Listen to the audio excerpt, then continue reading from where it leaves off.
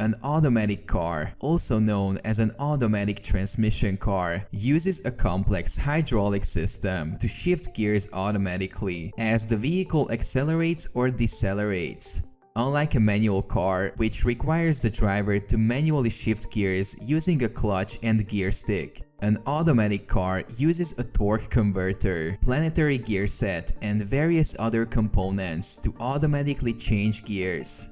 The torque converter is a fluid coupling device that connects the engine to the transmission, allowing the engine to transfer power to the wheels. The planetary gear set is a complex set of gears that changes the ratio of the engine's rotational speed to the wheels, allowing the vehicle to accelerate or decelerate smoothly. The automatic transmission also includes a series of hydraulic valves that control the flow of the fluid throughout the transmission, allowing the gears to shift smoothly and efficiently. As the vehicle accelerates, the transmission will automatically shift to higher gears to match the engine's speed to the speed of the vehicle. Overall, an automatic car offers a more convenient and user-friendly driving experience than a manual car, as the driver does not have to worry about shifting gears themselves.